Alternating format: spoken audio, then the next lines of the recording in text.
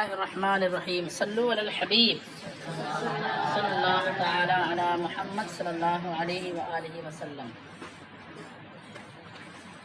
بات یہ چل رہی تھی کہ فصاحت فی الکلام کی بات ہو رہی نا۔ فصاحت فی الکلام میں ایک وصف ہے تاکید لفظی اور تاکید معنوی۔ تاکید معنوی کا مطلب جو ہے ہوتا ہے کہ ایک لفظ سے کسی معنی کا شاعر نے یا متکلم نے ارادہ کیا اور اس معنی تک ذہن کو پہنچنے میں دشواری کا سامنا کرنا پڑ رہا ہو، ٹھیک ہے، اور وہ اس کی کئی وجہ ہوتی ہے، اس میں کئی ایک وجہ تو یہ کہ واسطے بہت زیادہ استعمال کرتا ہے اس معنی سے اس معنی تک پہنچنے کے لیے، یا اس معنی سے اس معنی لفظ کا جو اصلی معنی ہے اس معنی سے جس معنی کا اس نے قصد کیا ہے وہ معنی عام طور پر لوگوں میں مشہور نہ ہو، بلکہ اس سے تبادل ذہنی سمجھتے ہیں۔ تبادل ذہنی سمجھتے ہیں کیا؟ جب کوئی چیز بولا جائے تو اپنے آپ ذہن کسی خاص چیز کی طرف آپ کا جسے اعلیٰ حضرت بولا جائے تو تبادل ذہنی کی طرف ہو جاتا ہے، تو ذہن اپنے آپ کسی کی طرف جب متوجہ ہو جائے اس کو کیا کہا جاتا ہے؟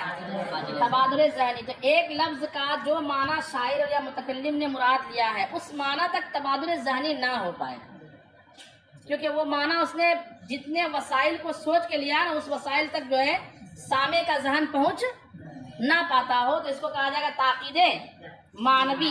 کیا کہا جائے گا؟ اس کی جگہ یہاں پہ مثال کیا دی ہے؟ مثال دی گئی ہے، شعر ہے سأطلب بعد الدار عنکم لتقربوا وتسکبوا عینای الدموع لتجمدا۔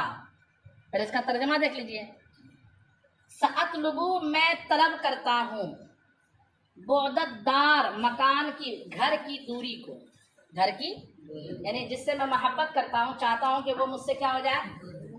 دور ہو جائے۔ بعد الدار عنکم تم سے مکان کی دوری کو طلب کرتا ہوں، لتقربوا تاکہ تم سب میرے کیا ہو جاؤ؟ آئیے، لتقربوا قربا یقربوا باب کرما فولا یا فولو سے ہے نا، کرما یقربوا سے، لتقربوا تاکہ تم سب کیا ہو جاؤ؟ تو دور ہی چاہتا ہوں تاکہ تم کیا ہو جاؤ؟ قریب ہو جاؤ۔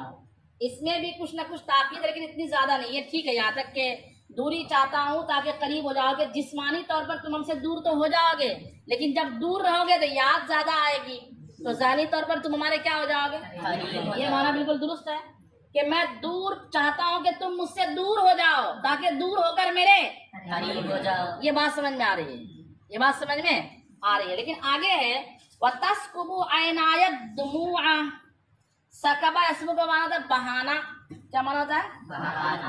اور عینایا، عینان تسنیہ ہے، اس کی اضافت یا متکلم کی طرف کی گئی، کیا بن گیا؟ عینایا۔ کیا معنی ہوگا؟ میری دونوں آنکھیں، میری تسکبو بہاتی ہے، عینایا میری دونوں آنکھیں، الدموع دمع کی جمع آنسو، میری اب یہ میری دونوں آنکھیں آنسو بہاتی ہے۔ کیوں بہاتی ہے؟ تو کہا لتجمدا تاکہ وہ جم جائے، تاکہ وہ جامد ہو جائے۔ کیا معنی ہوگا؟ جامد ہو جائے۔ اب اس جامد ہو جائے سے کیا مطلب؟ جامد ہو جائے سے کیا مطلب؟ تو کہتے ہیں کہ ایک تو مطلب یہ ہے کہ آنسو بہاتے بہاتے آنکھ کا آنسو جب ختم ہو جائے گا تو بہانا ہی بند ہو جائے گا، تو آنسو اب بہیں گے۔ ایک مطلب یہ مطلب سمجھ میں آتا ہے، ظاہر ہے۔ لیکن اس شاعر نے جو وضاحت کی اور آگے پیچھے کے جو اشعار کے قرینے ہیں اس سے یہ سمجھ میں آتا ہے کہ وہ یہ کہنا چاہتا ہے کہ میں اتنا روؤں گا کہ رونے کے بعد جو ہے نا میری آنکھیں جم جائے گی، وہی مانا کہ میری آنکھیں خوش ہو جائے گی اور اب کبھی خوشی کے مارے خوشی کی وجہ سے میری آنکھوں سے آنسو نہیں نکلیں گے۔ تو جمنے کو تعبیر کیا انہوں نے؟ خوشی کے لیے، خوشی کو تعبیر کیا کس چیز سے؟ آنکھوں کے جمنے سے۔ تو آنکھوں کا جمنا، آنکھوں کا یعنی آنکھوں کا آنسو نہ بہانا، جب بہانا چاہیے تب آنکھوں کا آنسو نہ بہانا، بخالت سے کام لینا، یہ تو سمجھ میں آتا ہے۔ لیکن آنکھوں کے آنسو نہ بہنے کو تعبیر کرنا کس چیز کے لیے؟ خوشی کے لیے۔ یہ عام طور پر لوگ ایسا نہیں کرتے ہیں کہ آنکھیں نہیں بہ رہی مطلب میں خوش ہوں، آنکھیں جم گئی ہے، آنسو جم گئے ہیں، اس کا مطلب کیا لینا؟ میں خوش ہوں۔ یہ معنی درست، حالانکہ یہی معنی مراد ہے، کیونکہ اوپر کیا کہا انہوں نے کہ میں تم سے دوری طلب کرتا ہوں تاکہ تم، اور میری آنکھیں آنسو بہا رہی ہے کس وجہ سے؟ ہجرت کی وجہ سے، مطلب تکلیف میں ہے۔ اور کیوں آنسو بہا رہی ہے؟ تاکہ آنسو بہاتے بہاتے میں خوش ہو جاؤں. لفظی معنی ہوگا تاکہ آنکھیں جم جائے. لفظی معنی کیا ہوگا؟ تاکہ آنکھیں. لیکن اس سے کنایا کس چیز سے وہ لکھ کر رہا ہے؟ وہ تاکہ آنکھیں خوش ہو جائیں. تو جمنے کو کنایا کے طور پر لانا خوشی کے لیے، یہ ایسا معنی ہے جس کی طرف ذہن منتقل نہیں ہوتا ہے. دیکھیے کہتے ہیں کہ فَإِنَّ الْإِنْتِقَالَ مِنْ جُمُودِ الْعَيْنِ إِلَى بُخْلِهَا بِالدُّمُوعِ لَا إِلَى مَا قَصَدَهُ مِنَ السُّرُورِ.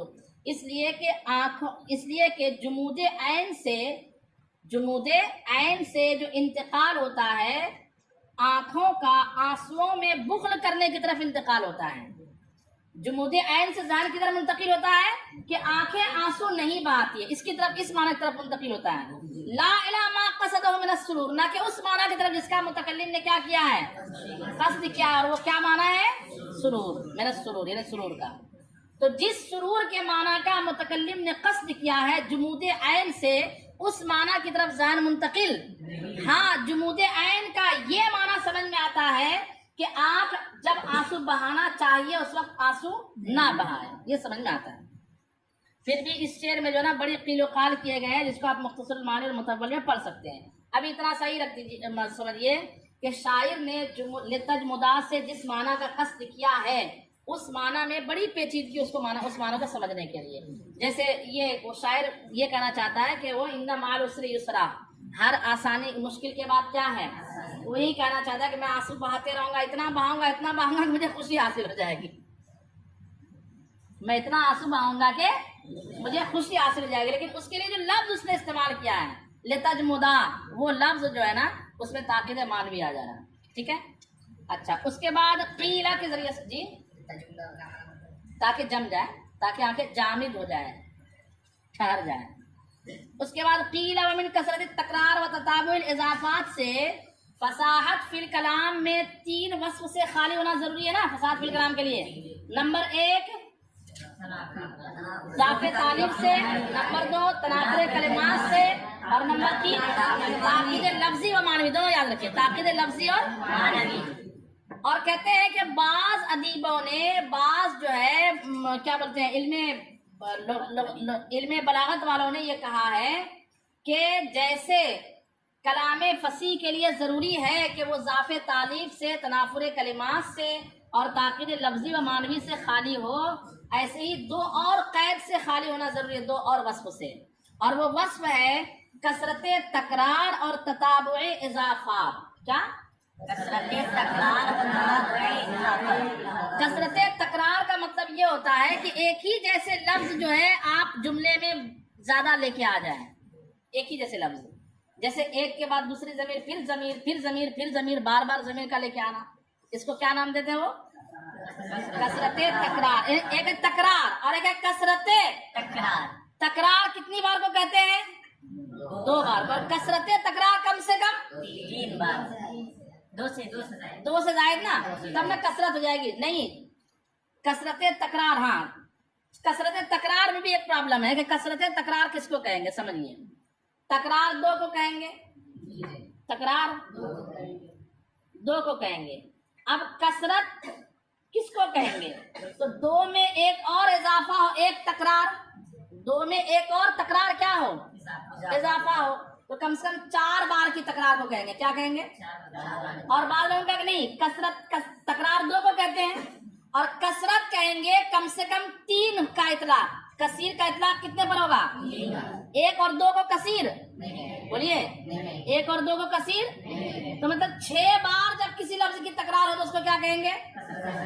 اب اس میں بھی ہے کہ کثرت تکرار کی تعین کیا، کثرت تکرار کی تعین کیا. اور ایک تتابع اضافات، یعنی مضاف الیہ مضاف، مضاف الیہ مضاف، مضاف الیہ،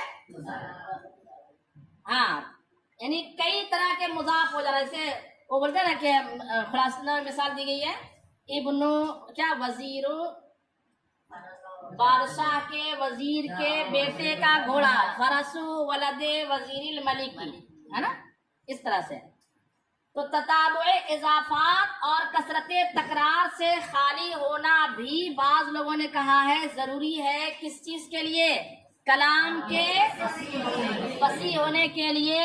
لیکن فیہی نظر کہہ کر انہوں نے کہہ دیا کہ اس میں نظر ہے، یعنی یہ قید لگانے کی کوئی ضرورت نہیں ہے، یا یہ کہ یہ قید لگانا درست نہیں ہے، کیونکہ کثرت تکرار کی مثال قرآن پاک میں بھی ہے اور تتابع اضافات کی مثال قرآن پاک میں بھی ہے، اس لیے فی نظر کہہ کر انہوں نے بات ختم کر دیا۔ اس کی تفسیر کی طرف ہم نہیں چلتے ہیں، مثال دیکھ لیتے ہیں کثرت تکرار اور تتابع اضافات کی طرف۔ کثرت تکرار کی مثال کا قولہ، جیسے کسی کا یہ شعر ہے، صبوح لہا منہا علیہا شواہد، ہا کی کیا ہوئی ہے؟ تکرار۔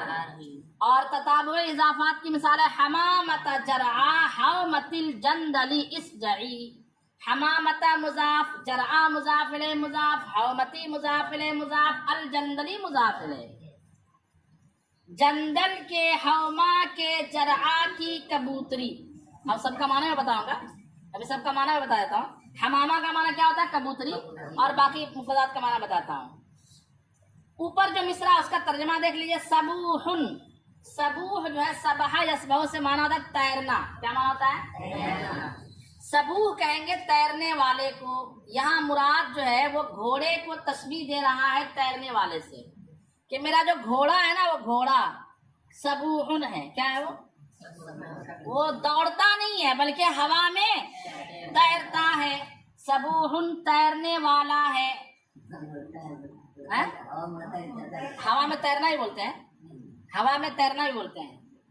صباحت جو ہے نا فی الماء بھی ہوتا ہے، صباحت فی الہوا بھی ہوتا ہے، ٹھیک ہے؟ اردو زبان میں جو تیرنا بولتے ہیں وہ پانی کے، لیکن عربی زبان میں جو صباحت ہے نا وہ صباحت فی الماء اور صباحت فی الہوا دونوں ہیں۔ تو صبوح لہا منہا علیہا شواہد مانا ہوگا، اصل اس کی حاشیہ نیچے دیکھیے لکھا، صبوح اے فرس حسنۃ الادوی لا تتعب راکبہا۔ صبوح کہتے ہیں ایسے اچھی دوڑ والے گھوڑے کو کہ جس کے سوار کو تھکاتا نہیں وہ، لا تتعب راکبہا، جس کے سوار کو وہ تھکاتا نہیں، کأنہا تسبح علی الماء، ایسا لگتا ہے کہ وہ پانی پر کیا کر رہا ہے؟ تیر رہا ہے۔ لہا منہا علیہا شواہد، اس میں کیا ہے؟ یعنی ان لہا من نفسہا، اس کے لیے یعنی اس گھوڑے کے لیے، منہا یعنی من نفسہا، شواہد علیہا، اصل عبارت لہا منہا شواہد علیہا، لہا منہا شواہد علیہا۔ علیہا کا تعلق کس سے ہے؟ شواہد، اور شواہد کہیں گے دلیل کو۔ شواہد کس کو کہتے ہیں؟ دلیل کو، ثبوت ثابت کرنے والی چیزوں کو کہا جاتا ہے، ثبوت وغیرہ کو شواہد کہا جاتا ہے۔ مانا ہوگا وہ صبوح ہے کہ جس کے لیے خود اس کی ذات میں اس پر دلیل موجود ہے، وہ صبوح ہے، وہ تیراک گھوڑا ہے جس کے لیے لہا، بولیے، جس کے لیے منہا خود اسی کے نفس سے، شواہد علیہا اس پر کیا ہے؟ دلیل ہے، یعنی وہ گھوڑا بہت تیز رفتار ہے، اس کی دلیل وہی خود گھوڑا ہے، وہ گھوڑا بہت تیز رفتار ہے، اس کی دلیل خود اس کی ذات ہے، اس کی ذات میں ایسی چیزیں، ایسی علامتیں، ایسے ثبوت مل جائیں گے جس سے آپ کو پتا چل جائے گا کہ گھوڑا کیا ہے؟ تیز رفتار ہے۔ تو خیر وہ گھوڑے کی کوالٹی کی طرف ہمیں نہیں جانا ہے، اصل ہے لہا منہا علیہا شواہد۔ تو اگر کہتے اس کو غیر فصیح کر دیں گے تو قرآن پاک میں والشمس وضحاہا والقمر والنہار اذا جلاہا اذا یغشاہا والسماء وما بناہا والارض وما طحاہا ونفس وما، اب یہ تو الگ الگ جملے ہیں نا، یہاں تو کثرت تکرار نہیں ہے، یہاں کثرت تکرار یہ اس جملے فَأَلْهَمَهَا فُجُورَهَا وَتَقْوَاهَا، یہاں کتنی بار ہے؟ 3 بار، اور وہاں بھی کتنی بار ہے؟ 3 بار ہے، نہیں بہت بار نہیں، ایک جملے میں 3 ہی بار ہے۔ اچھا، نہیں تو پھر قرآن پاک میں بولیں گے ہزاروں بار ہے، پورے قرآن کا تھوڑی چھوڑ لیں گے، ایک جملے کا دیکھیں گے نا۔ اچھا، اور بعض لوگوں نے کیا کہا؟ تتابع اضافات سے خالی ہونا بھی کیا ہے کلام فصیح کے لیے؟ اس کی مثال ہے حمامت جرعا حومت الجندلی، اور آگے فعل امر ہے اسجعی، سجائے، اسجعو کا معنی تھا گانا، کیا معنی تھا؟ وہ کہہ رہا ہے کہ اے فلاں مقام کی کبوتری گا.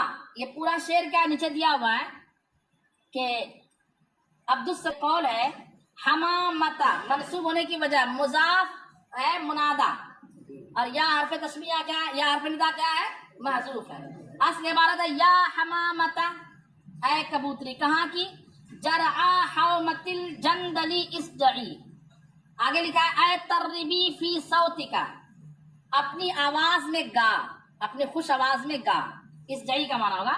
اب جرعا کا معنی کیا ہوتا ہے, کہتے ہیں الجرعاء بالمدی اردو ذات رمل وقصری فی الشعر للضرورت وقصر فی الشعر للضرورت.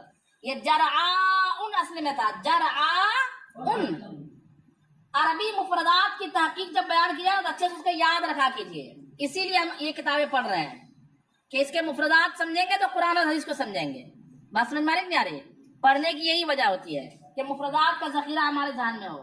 تو جیم را عین جرعاء فعلاء کے بدن پر بیضاء کے بدن پر کہیں گے ایسی زمین کو جس میں ریت ہو. ریت کیا ہو, ریت ہو. ریتیلی زمین کو کیا کہا جاتا ہے, بولیے, جرعا کہا جاتا ہے. اچھا, اور آگے کیا لفظ ہے, حوما. جرعا کے بعد کیا لفظ ہے, حوما. کہتے ہیں کسی بھی چیز کی بلندی کو, کسی بھی چیز کی, جیسے مثال دیوار ہے, دیوار میں کوئی چیز ابھری ہوئی ہے اس کو کیا کہیں گے, حومت الجدار. کیا کہیں گے, پہاڑ پر جو پتھر ابھرا ہوا اس کو کہیں گے حومت الجبل. زمین پر کوئی ابھرا حصہ نظر آئے اس کو کہیں گے حومت الارض. بات سمجھ میں آئی کہ نہیں آئی؟ حوما کس کو کہیں گے, زمین سے ابھری ہوئی, کوئی بھی ابھری ہوئی, کسی بھی چیز کی ابھری ہوئی جگہ کو. گال میں کوئی ابھرا ہوا حصہ ہے اس کو حومت الازار کیا کریں گے, بات سمجھ میں آ رہی ہے؟ تو حوما کہیں گے کسی بھی اونچی چیز کو. میں نیچے سے اس لیے بتا دیتا ہوں یہاں پہ مجبوری میں کہ آپ کو کبھی بھول جائے تو یہاں سے مفردات کو کم سے کم یاد رکھ سکیں. اچھا, اس کے بعد جندل کہتے ہیں جس زمین میں کنکریاں ہو. ایک ہے ریت اور ایک ہے, دونوں میں فرق ہے. اب مانا کیا ہوگا, جس کو ہم کہیں گے پتھریلی جگہ.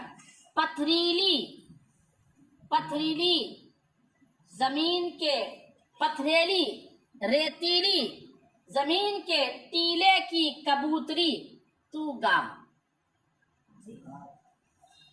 پتھریلی ریتیلی, ریتیلی اونچی زمین, اونچی زمین کی کبوتری تو کیا کر, گا.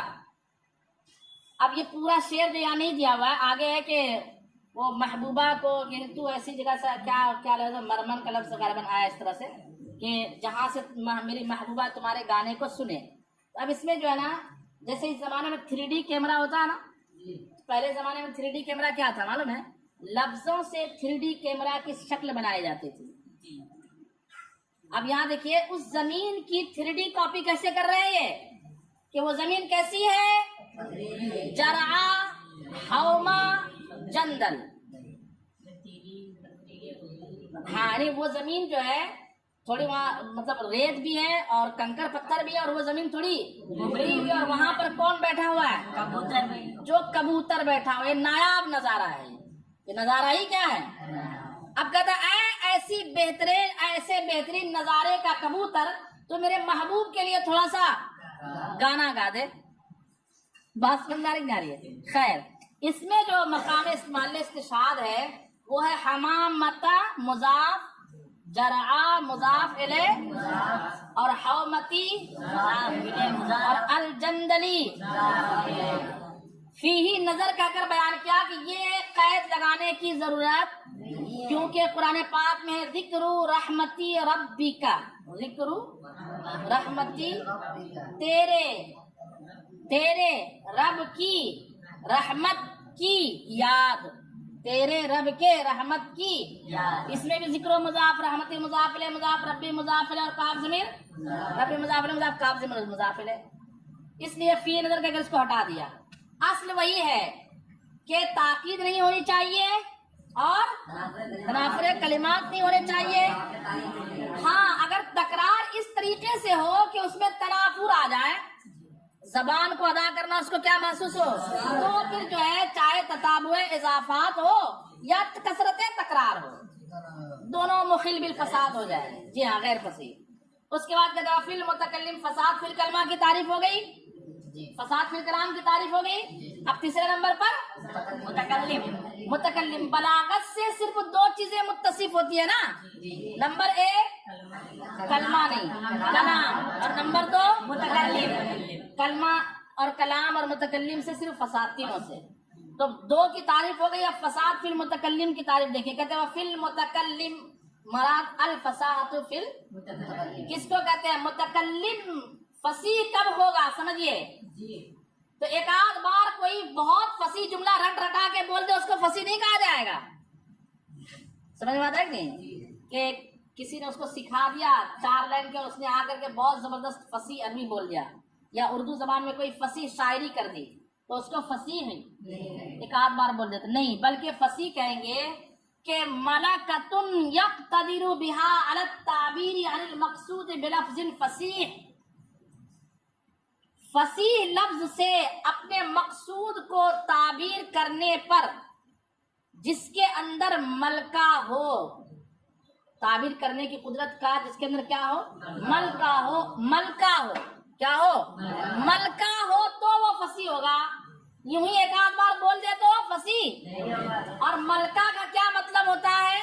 ملکہ کہتے ہیں وہ وصف جو کسی کی طبیعت میں راسخ ہو جائے، ملکہ کہتے ہیں اس وصف کو جو کسی کی طبیعت میں کیا ہو جائے؟ راسخ ہو جائے۔ اس کو اور آسان کر کے سمجھیے، ایک بندہ جب نئے نئے طور پر گاڑی چلاتا ہے نا، تو جو ڈرائیونگ کا ملکہ، ایک ہے ڈرائیور ہونا اور ایک ہے ڈرائیونگ کا ملکہ ہونا۔ ڈرائیور جو ہوگا، نیا ڈرائیور، وہ سوچ کے بریک لگا گا، یہ بریک ہے، دھیان دے گا کہ یہ بریک ہے، یہ جو ہے کلچ ہے، یہ گیئر ہے، توجہ جائے گی نا کہ اگر بریکر آیا تو اب بریک دبانا ہے تو یوں بریک کی طرف اس کی توجہ جائے گی۔ اور جو ماہر ہوتا ہے نا، وہ بات بھی کرتا رہے گا تو برابر اس کے ہاتھ پیر بات آ رہی نہیں، اس کو کہا جائے گا کہ اس کو ملکہ حاصل ہے ڈرائیونگ میں۔ کیا حاصل ہے؟ ایک یہ ہے کہ بندہ جو ہے عربی بولے سوچ سوچ کر کے، یا اردو کے فصاحت و بلاغت الفاظ کا استعمال کرے سوچ سوچ کر کے، اور ایک ہے کہ سو کے اٹھاؤ اور بولے تو بھی فصیح بولے، بات سمجھ میں نہیں؟ اب اس کو کیا کہا جائے گا؟ ملکہ۔ تو جو اپنے مقصود کو ادا کرنے پر فصاحت کے ساتھ ملکہ جس کے اندر حاصل ہو، اس شخص کو کیا کہا جائے گا؟ فصیح ہے۔ ترجمہ دیکھیں، کہتے ہیں کہ وفی المتکلم، اور فساد فی المتکلم کا مطلب ہوتا ہے ملکۃ یقتدر بها، ایسے ملکے کا ہونا کہ جس ملکے کے ذریعے سے بندہ قادر ہو کس بات پر؟ علی التعبیر عن المقصود، مقصود کو تعبیر کرنے پر بلفظ فصیح، لفظ فصیح کے ساتھ۔ لفظ فصیح اس لیے کہا چاہے کلمہ فصیحہ ہو یا کلام فصیح ہو، تو لفظ فصیح کے ساتھ جب کوئی شخص مقصود کو ملکہ کے ذریعے سے تعبیر کرنے پر قادر ہو جائے تو اس شخص کو کیا کہا جائے گا؟ فصیح کہا جائے گا۔ اور یوں کہا جائے گا کہ فساد فی المتکلم کی بات یہاں پا لی گئی۔ یہاں تینوں کی تعریف کرنے کے بعد اب آتے ہیں بلاغت کی تعریف پر۔ اعتراض ہوتا ہے کہ بلاغت کی تعریف سے پہلے فصاحت کی تینوں قسم کی تعریف کیوں کی، پہلے بلاغت کی تعریف کیوں نہیں کی؟ اس کا جواب یہ دیا جاتا ہے کہ بلاغت کی تعریف میں فصاحت داخل ہے، لیکن فصاحت کی تعریف میں بلاغت داخل، تو یوں ہم سمجھیے کہ بلاغت کی تعریف کو سمجھنا ہے تو بلاغت کی تعریف میں ایک جز فصاحت بھی ہے، تو چونکہ بلاغت کی تعریف کا سمجھنا یہ موقوف ہے کس کے سمجھنے پر، اس لیے موقوف علیہ کو پہلے بیان کیا اور موقوف کو بعد میں بیان کیا۔ کیسے؟ دیکھیے، بلاغت دو طریقے کی ہوتی ہے، بلاغت فی الکلام اور بلاغت فی المتکلم۔ بلاغت فی الکلام کس کو کہتے ہیں؟ کہتے ہیں والبلاغت فی الکلام مطابقتہ لمقتضی الحال مع فصاحتہ، یہ بلاغت کلام کی اتنی تعریف ہے۔ اب اس کی وضاحت ہوگی کہ اس کو عربی میں ہی یاد رکھ لینا آپ کو، ٹھیک ہے؟ یہ سب کی تعریف، فساد فی الکلمہ، فساد فی الکلام، فساد فی المتکلم اور بلاغت فی الکلام، بلاغت فی، یہ پانچوں کی تعریف کیسے یاد رکھ لیجئے؟ عربی میں یاد رکھ لیجئے۔ بلاغت فی الکلام کی تعریف کی جا رہی ہے کلام کا کلمات کی فصاحت کے ساتھ، کلام کا بولیے کلمات کی فصاحت کے ساتھ مقتضائے حال کے مطابق ہونا، کس کے مطابق ہونا؟ مقتضا بھی سمجھنا ہے، مقتضائے حال بھی سمجھنا ہے، اور مقتضائے حال کی مطابقت بھی سمجھنی ہے. سمجھ بات آ رہی ہے؟ تعریف تو ہو گئی بہت آسان انداز میں کہ کلام کا کس کے مطابق ہونا؟ مقتضائے حال کے مطابق ہونا. حال کیا ہے اور حال کا مقتضا اور اس کی مطابقت کیا ہے؟ حال یہ ہے کہ جس کو ہم بولتے ہیں نا کہ تاج محل دیکھو نہ دیکھو موقع محل ضرور دیکھا کرو. یہ حال ہے کہ آپ جو بات کر رہے ہیں تو دیکھو کہ کس ماحول میں آپ بات کر رہے ہو. آپ میت میں گئے ہو اور وہاں دھواں دھار حضرت علی اور حضرت فاطمہ کی شادی کے تعلق سے آپ نے بیان چالو کر دیا. پاگل آدمی کہاں سے اٹھ کے آ گیا، میرے ابو کا انتقال ہو گیا اور یہاں پہ اتنی زبردست جو ہے باتیں خوشی کی بیان کی جا رہی ہے. صحیح بات آ رہی ہے؟ اور آپ شادی میں گئے ہیں اور ہاں آپ موت پہ بات بولنا شروع کر دو، موت کی دردناکی اور اس کے احوال اور اس کی دہشتناکی آپ بتانا شروع کر دے تو دولہا بولے گا حضرات کیوں مار رہے ہیں مجھے یار. یہ حالات کو دیکھنا یہ حال ہے. کیا ہے؟ جس ماحول میں آپ بات کرنا چاہتے تو ماحول ہی کو کیا کہا جائے گا؟ حال. اور حال جس چیز کا تقاضا کرے، اگر حالت تقاضا کرے، ایک بندہ ہے جو پہلے ہی سے نماز کا پابند ہے، ایک بندہ ہے جو کبھی کبھی نماز چھوڑ دیتا ہے، اور ایک بندہ ہے جو نماز پڑھتا ہی نہیں لیکن سمجھائیں گے تو ادب کرنے والا وہ مان جائے گا ٹھیک ہے جاتا. اور ایک بندہ چوتھا ہے جو ڈھیٹ بھی ہے، پڑھتا بھی نہیں ہے ساتھ ہی ساتھ. تینوں کو نماز پڑھنے کی دعوت، چاروں کو نماز پڑھنے کی دعوت دینے کا یہ حالت 4 ہو گئی. کتنی ہو گئی؟ یہ حالت کے تقاضے مقتضا بھی کتنے ہو گئے؟ 4. بلیغ ہوگا نا، بشرطے کہ آپ کے کلام کے تمام کلمات کیا ہوں؟ فصیح ہو. تو اب آپ کا کلام جب یہ 4 شخص کی حالتوں کے اقتضاء کے مطابق آپ کا کلام ہو جائے، مطابق ہو جائے. کبھی ایسا ہوتا ہے کہ آپ بولیں گے نہیں مطابق ہو گیا، ہم کہیں گے نہیں کمی بیشی ہو گئی. مطابق مطلب سمجھتے ہیں نا، طابق النال بالنال، برابر ہو جائے ایک دوسرے کے. یہ شخص جو بالکل نماز کا پابند ہے، ان کو نماز کی دعوت دینے کا انداز کچھ اور ہوگا. اور وہ چوتھے نمبر کا جو نماز بھی نہیں پڑھتا اور ڈھیٹ بھی ہے، اس کو بولیں گے کہ نماز نہیں پڑھے کرنٹ لگا دوں گا، چل جلدی. بات سمجھ آ رہی نہیں آ رہی؟ یعنی کچھ بھی اس کو دھمکی دینی پڑے گی نا. بلائیں گے بادشاہ کے فوجی کو، جیل میں قید کر ڈالیں گے تم کو. اس طرح بولنا پڑے گا، اسلامی حکومت ہے تو. اور اس کو بولیں گے کہ چلے نماز پڑھ کے آتے ہیں. نماز پڑھنے جائے، یہ جانے والا ہے. اور ایک شخص جو نماز تو نہیں پڑھتا لیکن بات کا فرما بردار ہے، یار آپ نماز نہیں پڑھتے، آپ سے ایسی امید نہیں ہے. وہاں انداز کچھ اور ہو جائے گا. تو نماز پڑھنے کی دعوت ایک ہے لیکن حالات الگ ہے، اس کے تقاضے الگ ہے. تو اب آپ کو دیکھنا ہے کہ یہ آپ جو دعوت دے رہے ہیں، یہ دعوت کو کیسے حالات کے مطابق کرنا ہے. اس کو کہا جاتا ہے اپنی بات کو مقتضائے حال کے مطابق کرنا. بات سمجھ میں نہیں آ رہی ہے؟ اس کو کیا کہا جائے گا؟ مقتضائے حال کے مطابق کرنا. اس حال میں کہ آپ کی بات فصیح بھی ہو، اس حال میں کہ آپ کی بات فصیح بھی ہو، آپ کا کلام فصیح بھی ہو، تو اب آپ کا جو ہے کلام بلیغ ہو جائے گا. کلام فصیح ہونے کے ساتھ ساتھ مقتضائے حال کے مطابق ہو جائے. ایک شخص جو اللہ کی وحدانیت کا منکر ہے، اس کو اللہ واحد کہنا کافی نہیں ہے. اس کو اللہ واحد کہنا، اس کو بولنا پڑے گا ان اللہ واحد. کیا بولنا پڑے گا؟ اس کو تاکید کرنی پڑے گی.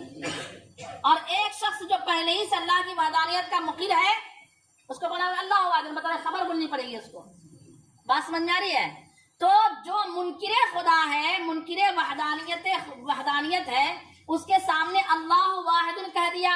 کلام تو فصیح ہے، کلام کیا ہے لیکن مقتضائے حال کے مطابق تو بلیغ نہیں ہے.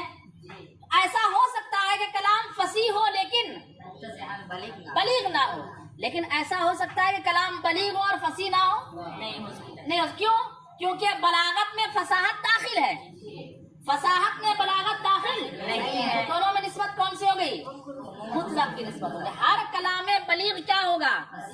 لیکن ہر کلام فصیح بلیغ ہو ضروری نہیں ہے. ٹھیک ہے؟ اچھا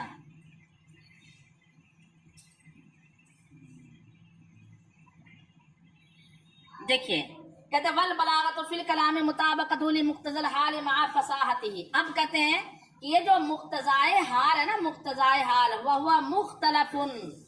مقتضائے حال کیا ہوتے ہیں؟ مختلف ہوتے ہیں. فإن مقامات الکلام، مقاماتی کیوں پڑھا میں نے؟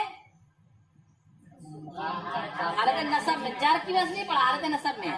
فإن مقامات الکلام متفاوتۃ، اس لیے کہ کلام کے جو مقامات ہوتے ہیں وہ کیا رہتے ہیں؟ مختلف ہوتے ہیں، الگ الگ ہوتے ہیں، مقامات الگ الگ ہوتے ہیں. فمقام كل من التنکیر والاطلاق والتقدیم والذکر یباین مقام خلافہ. کبھی کوئی مقام عربی زبان میں ہوتا ہے جہاں آپ مسند لے کو نکرہ بیان کیجئے. کیا بیان کیجئے؟ ایک ہے جاءنی الرجل اور ایک ہے جاءنی رجل، ہے نا، نکرہ بیان کیجئے. کبھی رہتا ہے کہ آپ جو ہے مطلق اس کو لائیے، کسی قید سے مقید مت کیجئے. کبھی رہتا ہے اس کو مقدم بیان کیجئے، مؤخر مت کیجئے. کبھی رہتا ہے کہ اس کو ذکر کیجئے، حذف نہ کیجئے. تو تنکیر، اطلاق، تقدیم اور ذکر. تنکیر کے مقابل میں تعریف، اطلاق کے مقابلے میں تقیید، اس کے بعد جو تقدیم کے مقابلے میں تاخیر اور ذکر کے مقابلے میں چار کے مقابلے میں چار ہے، اس کے چار خلاف ہیں. تو اگر مقام تقدیم کا ہے تو وہاں آپ کو تاخیر والا، اسی لیے نعبدو کا کے بجائے قرآن پاک میں کیا فرمایا گیا؟ حصر ہے، وہ مقام حصر ہے کہ اللہ ہم تیری ہی عبادت کرتے، تیرے علاوہ کسی کی نہیں کرتے ہیں. کیونکہ تیری عبادت کرتے یہ تو ہر مومن کا اقرار ہی ہے، لیکن حصر کر دینا کہ تیری کے ساتھ کسی اور کی بھی کرتے ہو کیا؟ کہ نہیں، تیرے علاوہ کسی اور کی نہیں کرتے ہیں. تو یہ مقام تقدیم، مفعول بھی کو کیا کر دیا گیا؟ وہاں پہ مقدم کر دیا گیا. جو مقام تقدیم ہے وہاں پہ مقدم لانا اپنے کلام کو، تقدیم کو اپنانا. جو مقام تنکیر ہے وہاں پہ تنکیر کو اپنانا. جو مقام تعریف ہے وہاں تعریف کو اپنانا. جو مقام اطلاق ہے وہاں اطلاق کو اپنانا. جو مقام تقیید ہے وہاں مقام، اس کے مقامات آئیں گے. یہ بھی آپ کو بتایا جائے گا کون کون سے مقام مقام تنکیر کے ہوتے ہیں، کون سے تعریف کے ہوتے ہیں، کب مسند کو معرفہ، کب نکرہ، کب جو ہے مسند کو معرفہ، کب نکرہ، کب مقدم، کب مؤخر. یہ ساری باتیں بتائی جائے گی. تو اطلاق، تقیید اور تذکیر، ذکر کے جو مقامات ہیں یہ مخالف ہوتے ہیں کس کے مقام کے؟ اپنے خلاف کے مقام کے. اپنے یہ سمجھا رہے ہیں کہ کلام کے جو مقامات ہیں وہ کیا ہوتے ہیں؟ مختلف ہوتے ہیں. کیسے کہ تنکیر، اطلاق، تقدیم اور ذکر کے جو مقامات ہیں یہ بالکل مباین ہے اس کے ضد کے مقام کے، اپنے خلاف کے مقام کے بالکل کیا ہے؟ یہ مباین ہے. ایسے ہی کہتے ہیں وہ مقام الفصل یباین مقام الوصل. فصل کا اگر مقام ہے تو یہ مباین ہے کس کے؟ کہیں پر کیا ہوتا ہے کہ کلام میں فصل کرنا پڑتا ہے، اور کبھی کلام میں واو کے ذریعے سے کیا کرنا پڑتا ہے؟ وصل کرنا پڑتا ہے. اچھا، وہ مقام، کہیں بولنا پڑتا جاء زید و امر، اور کہیں بولنا پڑتا جاء زید او امر. دونوں کا مقام کیا رہے گا؟ الگ الگ رہے گا. دونوں کا مقام، مقام فصل، فصل یعنی جدا جدا کرنا، اور وصل کا معنی ملا دینا. تو کبھی مقام فصل ہوگا، کبھی مقام فصل ہوگا، وصل ہوگا. وہ مقام الایجاز یباین مقام خلافہ، اور ایجاز کا مقام اپنے خلاف کے مقام کا مباین ہے. ایجاز کے مقابل میں ہے اختصار، ایجاز و تطویل. ایجاز و تطویل یعنی کلام کو دراز کرنا یا شارٹ کرنا، اس کے بھی دو الگ الگ مقام ہیں. وَقَذَا خطاب الزَّقِیقِ مع خطاب الغبی، ایسے ہی زقیق سے خطاب کرنا یہ مباین ہے کس کے؟ زکی سے ہم خطاب کریں گے تو وہاں کلام کا انتخاب کچھ اور ہوگا، اور غبی سے خطاب کریں گے وہاں کلام کا انتخاب کچھ اور ہوگا. اسی طریقے سے وَلِكُلِّ كَلِمَةٍ مَعَ صَاحِبَتِهَا مقام، اور ہر کلمے کا اس کے صاحب کے ساتھ، یعنی کلمہ موصوف ہے تو اس کی صفت کے ساتھ، مبتدا ہے تو اس کی خبر کے ساتھ، فعل ہے تو اس کے فاعل کے ساتھ، ہر کلمے کا اس کے صاحب کے ساتھ ایک مقام ہوتا ہے جس کو پہچاننا ضروری ہے. اگر وہ مقام کا آپ خیال نہیں کرو گے، مقتضائے حال کا خیال نہیں کرو گے تو آپ کا کلام مقتضائے حال کے مطابق نہیں ہو پائے گا، اور نہیں ہو پائے گا تو آپ کا کلام بلیغ نہیں ہوگا. بس یہ تک کر دیا اس کے